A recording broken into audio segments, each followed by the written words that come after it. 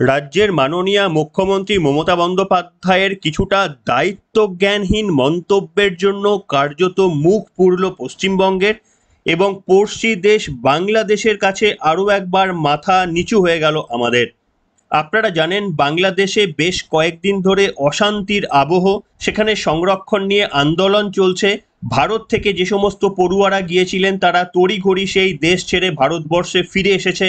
অনেক বাংলাদেশির মৃত্যুর খবরও কিন্তু এসেছে।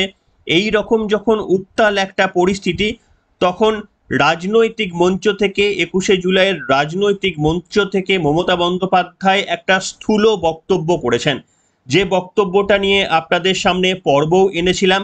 এবং মুখ্যমন্ত্রী মমতা বন্দ্যোপাধ্যায়ের ওই কথায় যে বিভ্রান্তি তৈরি হওয়ার যথেষ্ট জায়গা ছিল, সেটা কিন্তু আপনাদের সামনে ২১ বা ২২ তারিখে আপনাদের সামনে প্রতিবেদন করে বলেছিলাম যে রাজ্যের মাননীয় মুখ্যমন্ত্রীর এই বক্তব্য বা এই বয়ান বাংলাদেশের কিছু মানুষকে উৎসাহিত করতে পারে, যারা চান সত্যি বাংলাদেশ থেকে পশ্চিমবঙ্গে চলে আসতে, তাদের একটা উৎসাহ দিতে পারে রাজ্যের মাননীয় মুখ্যমন্ত্রীর ওই বক্তব্য। এবং এটাও আপনাদের বলেছিলাম যে মুখ্যমন্ত্রী হিসাবে, একটা রাজ্যের মুখ্যমন্ত্রী হিসাবে তিনি কি এই বার্তা দিতে পারেন অন্য একটি দেশকে, যে অন্য দেশ থেকে যদি আমাদের রাজ্যে কেউ জায়গা করে নিতে চায়, কোনো অনুপ্রবেশকারী যদি দরজা ঠকঠক করে, তাহলে রাজ্যের মুখ্যমন্ত্রী তাদেরকে আশ্রয় দেবেন বলে মঞ্চের ওপর থেকে বলেছিলেন, আপনারা জানেন। আমরা প্রশ্ন তুলেছিলাম যে এটা দেশের নীতি হতে পারে, এই নিয়ে কেন্দ্রীয় সরকার কোনো মন্তব্য রাখতে পারেন, কিন্তু রাজ্যের মাননীয় মুখ্যমন্ত্রী একেবারেই, তাও আবার রাজনৈতিক মঞ্চ থেকে, কোনো প্রশাসনিক সভা নয়, রাজনৈতিক মঞ্চ থেকে এই রকম একটা আলটপকা মন্তব্য করা উচিত ছিল না বলে আগেই আপনাদের জানিয়েছিলাম। এরপরে ঘটনার কনসিকুয়েন্স কি হয়েছে জানেন? বাংলাদেশের কাছে নাক কাটা গিয়েছে। মঙ্গলবার বাংলাদেশের বিদেশ মন্ত্রী হাসান মেহমুদ বলেন, মমতা বন্দ্যোপাধ্যায়ের প্রতি সম্মান রেখেই বলতে চাই, তার ওই বক্তব্যের জেরে বিভ্রান্তি ছড়িয়েছে এবং বক্তব্যটি যথেষ্ট বিভ্রান্তি ছড়ানোর মতোই ছিল। এই ব্যাপারে তিনি ভারত সরকারকেও চিঠি লিখেছেন বলে পরিষ্কারভাবে জানালেন বাংলাদেশের বিদেশ মন্ত্রী।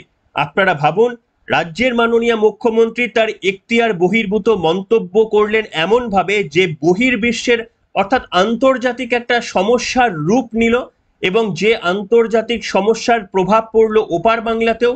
ওপার বাংলার যিনি বিদেশ মন্ত্রী, তাকে নাক গলিয়ে মুখ্যমন্ত্রী মমতা বন্দ্যোপাধ্যায়কে খুব সসম্মানে বললেন যে আপনাকে যথেষ্ট স্নেহ করি, কিন্তু তা বলে আপনি এই ধরনের মন্তব্য করে বিভ্রান্তি ছড়াচ্ছেন। এই নিয়ে ভারতের প্রধানমন্ত্রী নরেন্দ্র মোদীকে আমরা নোট দিয়েছি। আসুন তার বক্তব্যটি শোনাই আপনাদের। ব্যানার্জির প্রতি যথাযথ সম্মান রেখেই বলতে চাই, তার সাথে আমাদের সম্পর্ক অত্যন্ত চমৎকার, ঘনিষ্ঠ, উষ্ণ, কিন্তু তার এই বক্তব্যে অনেকটা বিভ্রান্তি ছড়ানো হয়েছে এবং বিভ্রান্ত হওয়ার সুযোগ রয়েছে। সেজন্য আমরা তার এই বক্তব্যের ব্যাপারে ভারত সরকারকে ইতিমধ্যেই নোট দিয়ে আমরা জানিয়েছি। ব্যানার্জির প্রতি যথাযথ সম্মান রেখেই বলতে চাই, তার সাথে আমাদের সম্পর্ক অত্যন্ত চমৎকার, ঘনিষ্ঠ, উষ্ণ, কিন্তু তার এই বক্তব্যে অনেকটা বিভ্রান্তি ছড়ানো হয়েছে এবং বিভ্রান্ত হওয়ার সুযোগ রয়েছে। সেজন্য আমরা তার এই বক্তব্যের ব্যাপারে ভারত সরকারকে ইতিমধ্যেই নোট দিয়ে আমরা জানিয়েছি। শুনলেন বন্ধুরা, কতটা লজ্জাকর ব্যাপার না? ভাবুন, আমরা তো বড় রাজনৈতিকবিদ নয়, আমরা একটা ছোট্ট ইউটিউবার। আমরা যদি রাজ্যের মাননীয় মুখ্যমন্ত্রীর ওই বক্তব্য বলা উচিত হয়নি বলে আমরা ধরতে পারি, তাহলে এতদিন পোর খাওয়ার রাজনৈতিকবিদ মমতা বন্দ্যোপাধ্যায় কি করে মঞ্চের ওপর থেকে বেআব্রু পড়শি দেশ সম্পর্কে এইরকম মন্তব্য করে ফেললেন, যেটা তার এখতিয়ার নেই? তিনি নিজেও জানতেন। তার বক্তব্যের প্রথমেই তিনি শুরু করলেন এই বলে যে এই বিষয়ে যা বলবে ভারত সরকার বলবে, এই বিষয়ে আমার বলার কোনো অধিকার নেই। তারপরেই আবার তিনি বলছেন, অধিকার নেই জেনেও তিনি আবার পরেই মন্তব্য করছেন যে বাংলাদেশ থেকে যদি কেউ সাহায্য চেয়ে আমাদের কাছে আশ্রয় নিতে চায়, আমরা তাদের আশ্রয় দেব।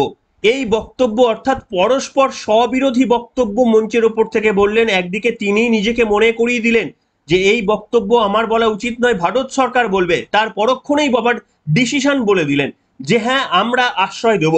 এমনটা বললেন না যে ভারত সরকারের সঙ্গে আলোচনা করার পর আমরা হয়তো সিদ্ধান্তের কথা জানাবো যে তাদের আশ্রয় দিতে পারি কিনা, এইরকম নয়, আমরা আশ্রয় দেব। কি বলেছিলেন মুখ্যমন্ত্রী মমতা বন্দ্যোপাধ্যায় আপনাদের মনে করিয়ে দিতে চাইবো, যে কারণে ওপার বাংলার বিদেশ মন্ত্রীকে পর্যন্ত হস্তক্ষেপ করতে হলো এমন একটা রাজনৈতিক স্থূল বক্তব্যের জন্য মমতা বন্দ্যোপাধ্যায়ের। শুনুন আপনারা। বাংলাদেশে নিয়ে যদি আপনাদের কোনো পরিবার থাকে, পরিজন থাকে, কেউ পড়াশোনা করতে যান, কেউ চিকিৎসা করতে এসে ফিরতে না পারেন, যদি কোনো সহযোগিতার দরকার হয়, আমি বাংলাদেশ নিয়ে কোনো কথা বলতে পারি না, কারণ ওটা একটা আলাদা দেশ। যা বলার ইন্ডিয়া গভর্নমেন্ট বলবে, আমি বলতে পারি না। কিন্তু আমি এটুকু বলতে পারি, অসহায় মানুষ যদি বাংলায় দরজা খটখটানি করে, আমরা তাদের আশ্রয় নিশ্চয়ই দেব। তার কারণ এটা ইউনাইটেড নেশনসের একটা রেজুলেশন আছে। শুনলেন বন্ধুরা, আপনারা কি খেয়াল করলেন যে পরপর দুটি বক্তব্য, একবার তিনি বলছেন যে না আমার বলা উচিত হবে না, এটা আমি বলতে পারি না, আমার সে অধিকার নেই, আবার পরক্ষণেই তিনি ডিসিশন জানিয়ে দিচ্ছেন যে কেউ যদি আমাদের কাছে দরজা ঠকঠক করে তাহলে আশ্রয় দেব। এটা হচ্ছে ডবল স্ট্যান্ডার্ড। অর্থাৎ আপনি তো আমাকে বলতে পারবেন না, এবং রাজ্যের মাননীয় মুখ্যমন্ত্রী অনেক ক্ষেত্রে এই ডবল স্ট্যান্ডার্ড ব্যবহার করে থাকেন। এই ডবল স্ট্যান্ডার্ড কেন ব্যবহার করা হয় জানেন?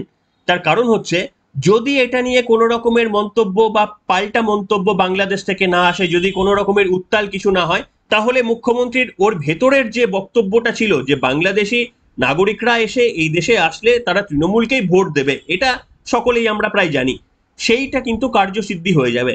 আর যদি এটা নিয়ে কোনো রকমের সংশয় সৃষ্টি হয়, তাহলে আমরা বলতেই পারবো মুখ্যমন্ত্রী তো বললেন, ওই তো মুখ্যমন্ত্রী তো আগেই বললেন যে যা বলবে ভারত সরকার বলবে, এ নিয়ে আমরা কিছু বলবো না। এটাকে বলে ডবল স্ট্যান্ডার্ড। আমি দুটো বক্তব্যই বলে রাখলাম, আমি নর্থও বলে রাখলাম, আমি সাউথও বলে রাখলাম, যখন যেটা মনে হবে তখন সেটা দেখিয়ে দেব। এবং হয়েছেও তাই। কুণাল ঘোষের আমি বক্তব্য শুনছিলাম, কুণাল ঘোষ বললেন যে মমতা বন্দ্যোপাধ্যায় বলেছে কোথায়? মমতা বন্দ্যোপাধ্যায় তো প্রথমেই বলেছে কেন্দ্রীয় সরকার যা বলবে বলবে, এই ব্যাপারে আমরা কিছু বলবো না।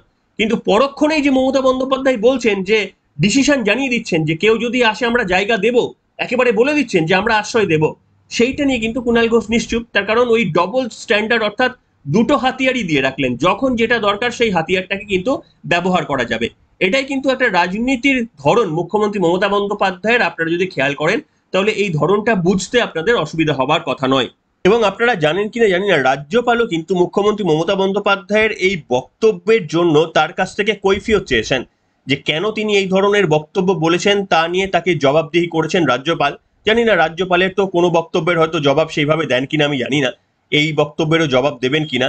তবে বাংলাদেশের বিদেশ মন্ত্রীর বক্তব্য আসার আগেই কিন্তু রাজ্যপাল মমতা বন্দ্যোপাধ্যায়ের কাছ থেকে জবাবদিহি চেয়েছেন।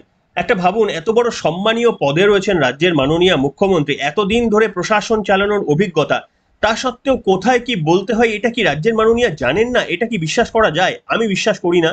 তিনি যথেষ্টই জানেন, এবং জানেন বলেই কিন্তু প্রথমে বললেন যে যা বলবে ভারত সরকার বলবে।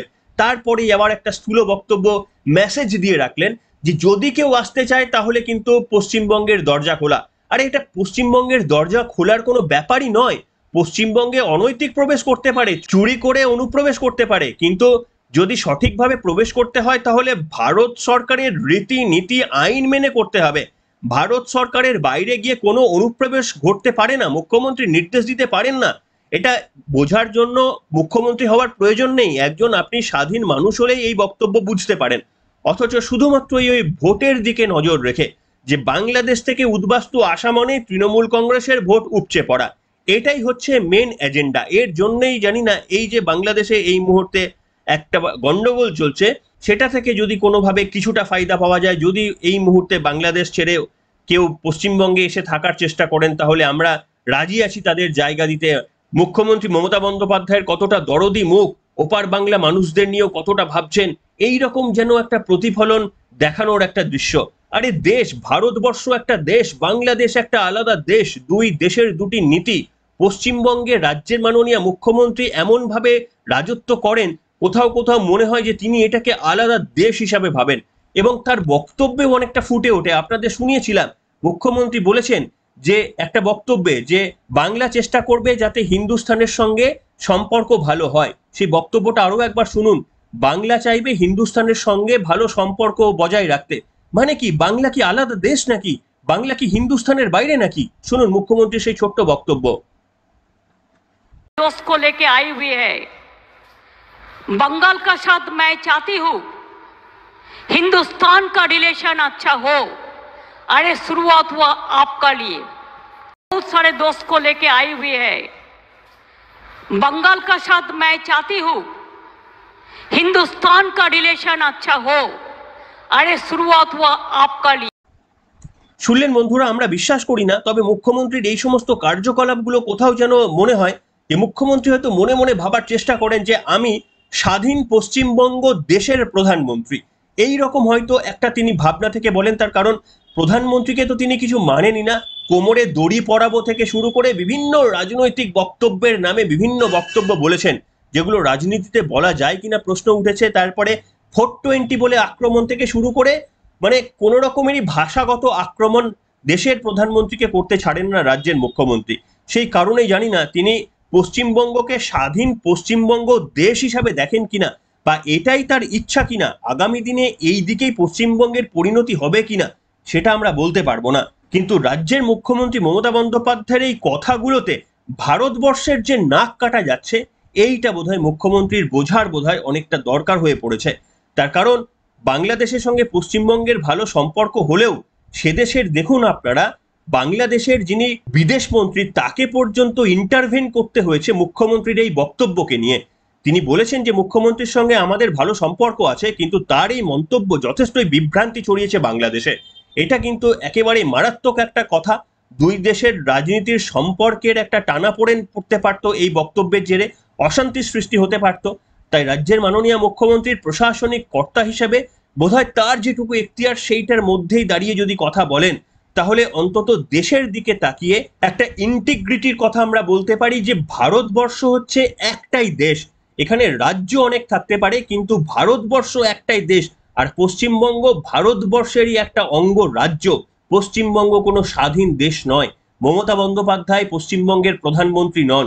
এটা কিন্তু আমাদের বুঝতে হবে, তৃণমূল কংগ্রেসকেও বুঝতে হবে, আর সেই এখতিয়ার মেনেই কিন্তু কাজ করতে হবে। এটা কিন্তু একটা বড় লেসন তৃণমূল কংগ্রেস নেত্রীর কাছে, জানি না তিনি নেবেন কিনা। কি বলবেন আপনারা? আপনাদের মন্তব্য লিখে জানাবেন আজকের পর্বে। এখনকার মতো এখানেই শেষ করলাম।